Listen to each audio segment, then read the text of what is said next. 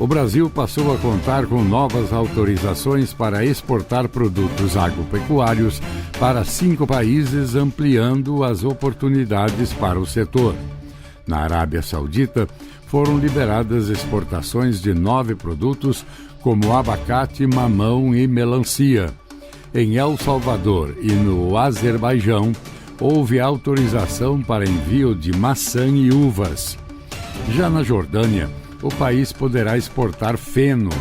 Na Etiópia, foram liberadas sementes de forrageiras usadas na alimentação animal. Segundo o Ministério da Agricultura e Pecuária, esses países já movimentam bilhões de dólares em importações de produtos brasileiros, o que reforça o potencial de expansão das vendas externas. Com os novos anúncios, o agronegócio brasileiro alcança 591 aberturas de mercado desde o início de 2023.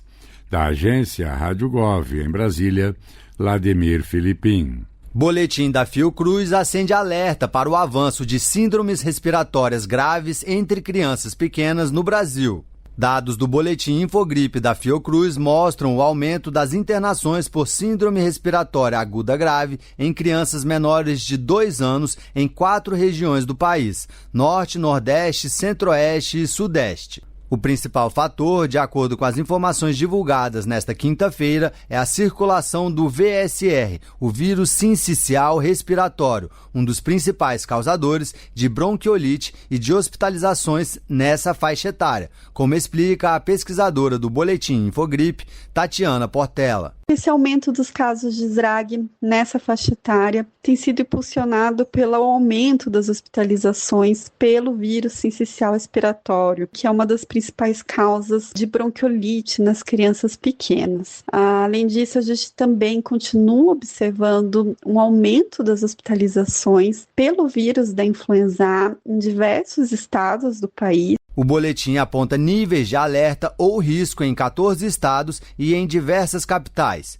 Mesmo assim, no cenário geral, os casos da síndrome respiratória aguda grave se mantêm estáveis e as ocorrências graves por Covid-19 seguem em queda. Outro destaque é o avanço da influenza A em várias regiões. A pesquisadora Tatiana Portela recomenda principalmente a imunização de gestantes para proteger bebês nos primeiros meses de vida, além da atualização da vacina contra a gripe para os grupos prioritários. A gente pede, para que as pessoas dos grupos prioritários tomem a vacina contra o vírus da influenza. A vacina contra o vírus da influenza é a principal forma de proteção contra casos graves e óbitos pelo vírus. Também a gente recomenda, para que as gestantes, a partir da 28ª semana, também tomem a vacina contra o vírus sincicial respiratório, para garantir aí a proteção dos seus bebês por pelo menos aí os primeiros 6 meses de vida. O quadro reforça o impacto das doenças respiratórias, sobretudo entre crianças pequenas, enquanto os óbitos seguem mais concentrados na população idosa. Por isso, a importância da imunização, principalmente para quem está no grupo de risco. Da Rádio Nacional em Brasília, Pedro Lacerda. O governo federal propôs um salário mínimo de R$ 1.717 para o ano que vem, o que representa um aumento nominal de 5,92%. O valor consta do projeto de lei de diretrizes orçamentárias de 2027, enviado nesta quarta-feira ao Congresso Nacional. Atualmente, o salário mínimo está em R$ 1.621, após um reajuste de 6,79%.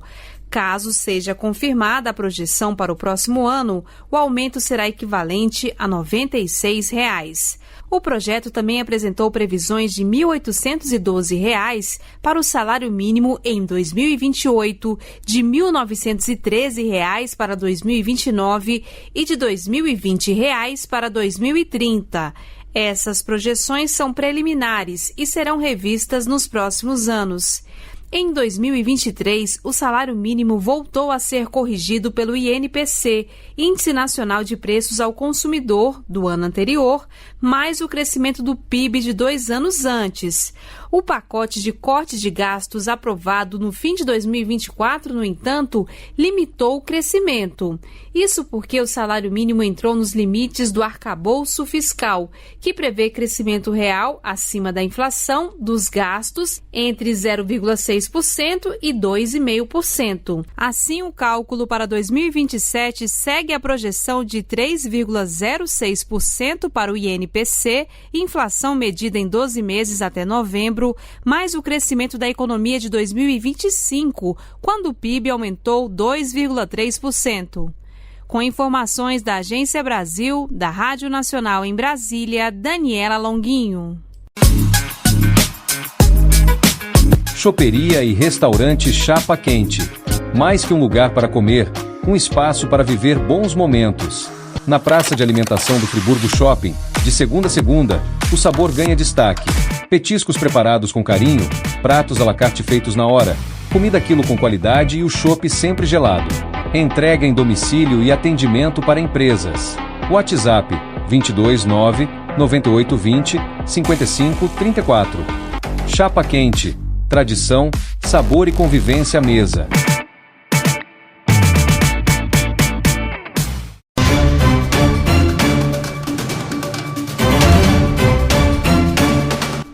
O Ministério das Comunicações, a Agência Nacional de Telecomunicações, a Anatel, e a Empresa Brasil de Comunicação, EBC, lançaram nesta terça-feira, dia 14, uma estação de testes da TV 3.0 em Brasília.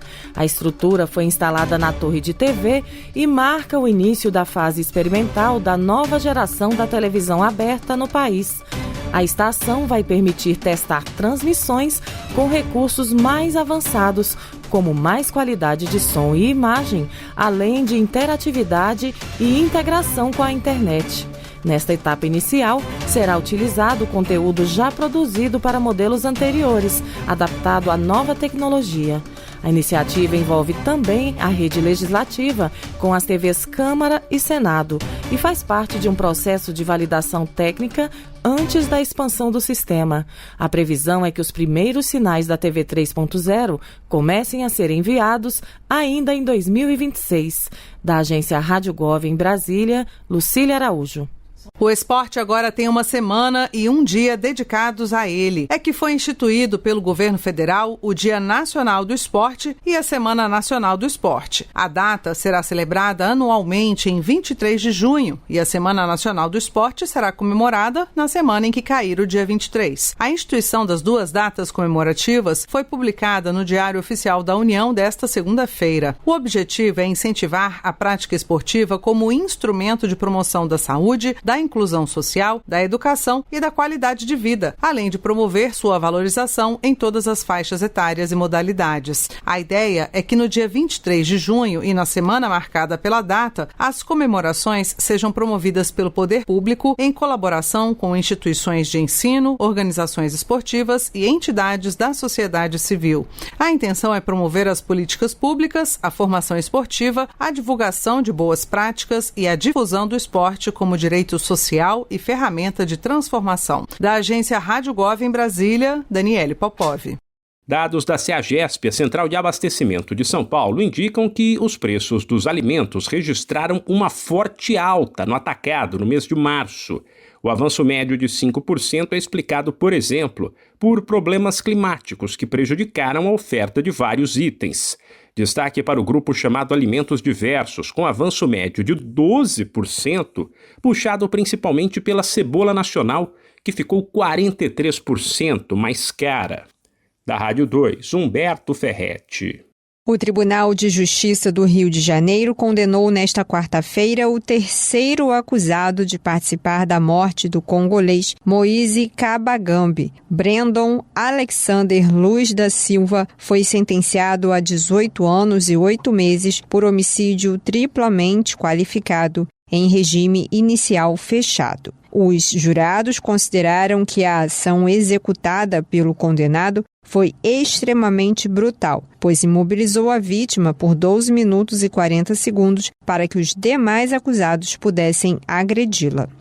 Em março de 2025, os outros 2 acusados do caso, Fábio Pirineus da Silva e Alisson Cristiano de Oliveira Fonseca, receberam penas que, somadas, totalizam 44 anos de detenção em regime fechado. O crime aconteceu em 24 de janeiro de 2022, no quiosque Tropicália, na praia da Barra da Tijuca, zona sudoeste do Rio, onde Moise trabalhava.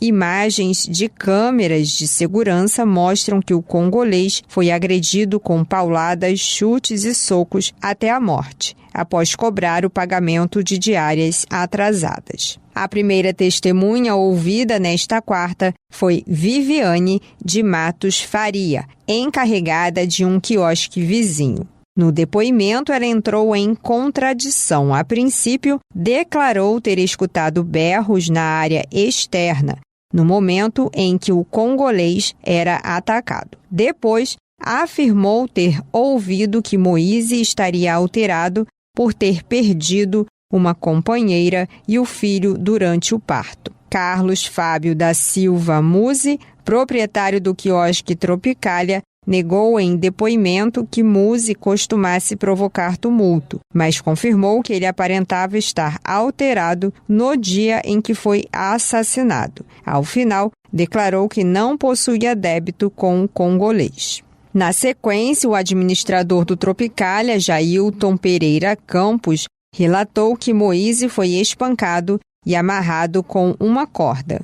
Durante o interrogatório, o réu Brandon Alexander Luz da Silva ratificou que amarrou a vítima, mas alegou não ter tido o propósito de matá-la e que não empregou técnicas de jiu-jitsu. Com informações da Agência Brasil, da Rádio Nacional no Rio de Janeiro, Tatiana Alves. Reúna os amigos e a família e vá ao Bona Pizza. O funcionamento é de segunda a segunda até às 10 da noite. Localizado na praça de alimentação do Friburgo Shopping, o Bona Pizza oferece pizzas doces e salgadas, lanches rápidos, sucos e refrigerantes. Bona Pizza do Shopping da Praça. Telefone com WhatsApp 2523 3025. 2523 3025.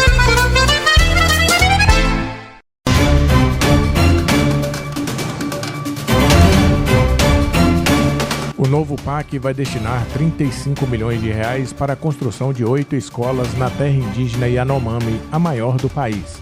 A medida busca ampliar o acesso à educação escolar indígena e atender inicialmente mais de 1.500 estudantes. As unidades serão construídas em comunidades localizadas nos estados do Amazonas e de Roraima, com estruturas adaptadas à realidade local e às tradições dos povos Yanomamis e Uecuana. A definição dos locais considerou dados do censo escolar e a demanda apresentada pelas próprias comunidades. As propostas apresentadas pelos estados passam por análise do Fundo Nacional de Desenvolvimento da Educação, com apoio da Caixa Econômica Federal e da FUNAI. Após a aprovação, a execução das obras ficará sob responsabilidade dos governos estaduais. O investimento faz parte de uma estratégia do governo do Brasil para fortalecer a educação indígena com respeito às especificidades culturais e ao ensino diferenciado. A construção de escolas é uma das principais demandas das comunidades da região. Da agência Rádio Gov em Brasília, Claudimário Carvalho. Estão abertas as inscrições de atividades e eventos que museus e instituições culturais de todo o país querem oferecer na 24ª Semana Nacional de Museus. É que daqui a um mês, em 18 de maio, é celebrado o Dia Internacional dos Museus. Para marcar a data, o Instituto Brasileiro de Museus promove uma nova edição da Semana Nacional dos Museus, com foco no papel desses espaços na construção de uma sociedade democrática. Os responsáveis pelas instituições têm até 8 de maio para inscrever eventos e cadastrar as atividades no site visite.museus.gov.br. A Semana Nacional de Museus vai de 18 a 24 de maio e este ano traz como tema Museus, unindo um mundo dividido. com a proposta de debater o atual contexto de desigualdades persistentes, conflitos e disputas de narrativas. Durante os 7 dias de programação, museus e instituições culturais do país oferecem programações com exposições, visitas mediadas, oficinas, palestras e ações educativas. Todas as informações estão disponíveis no site Visite Museus. Da Rádio Nacional em Brasília, Sayonara Moreno. A safra brasileira de cana-de-açúcar 25-26, que está na reta final, será menor. Até agora, o volume total processado é de 603 milhões de toneladas, 14 milhões a menos que no mesmo período do ciclo anterior. Os dados são da Única, entidade que reúne as indústrias do setor sucro-alcooleiro. Até agora, a safra está mais açucareira, com praticamente 51% da cana transformados em açúcar e o restante em etanol. Da Rádio 2, Humberto Ferretti. O Ministério Público Federal vai acompanhar o cumprimento de medidas adotadas pelo Estado brasileiro no caso dos assassinatos de Bruno Pereira e Dom Phillips. Essas medidas cautelares foram determinadas pela Comissão Interamericana de Direitos Humanos. A iniciativa do MPF se soma a outras ações já em andamento para reforçar a proteção do Vale do Javari, no Amazonas, e preservar a memória de Bruno e Dom, mortos em 2022 na região. A atuação do MPF terá 4 frentes principais: a proteção de 11 integrantes da União dos Povos Indígenas do Vale do Javari, o cumprimento da decisão que prevê um pedido oficial de desculpas do Estado brasileiro pela difamação das vítimas à época do crime, o fortalecimento do Programa Federal de Proteção a Defensores de Direitos Humanos e Comunicadores e a melhoria dos canais de atendimento para prestar informações às vítimas e seus familiares. Além da fiscalização, o MPF também vai incentivar as chamadas medidas de não repetição, que buscam evitar novas violações e preservar simbolicamente a memória das vítimas. Nesse contexto, 2 ações lançadas em abril pelo governo federal serão acompanhadas pelo órgão: o Protocolo Nacional de Investigação de Crimes contra Jornalistas e o concurso de jornalismo Dom Phillips e Bruno Pereira. O protocolo estabelece diretrizes para a investigação de crimes contra comunicadores. Já o concurso, com inscrições abertas até 21 de maio, vai premiar reportagens em 6 categorias, com foco na proteção da Amazônia, dos povos indígenas e das comunidades tradicionais. O MPF também seguirá acompanhando as condições de segurança e infraestrutura da região e o apoio à criação de um memorial em homenagem a Bruno e Dom. Os 2 foram assassinados em 5 de junho de 2022, nas proximidades da terra indígena Vale do Javari, no município de Atalaia do Norte. À época, Dom pesquisava um livro sobre a preservação da Amazônia e era acompanhado por Bruno, que havia organizado encontros com lideranças locais. Da Rádio Nacional em São Luís, Madison Euler. Top Serrana, o portal que conecta você com música, jornalismo, cultura e comunidade. Conteúdo, participação e alto astral. Todos os dias. Uma rede formada a partir de relacionamentos e parcerias. Top Serrana, sua casa na internet.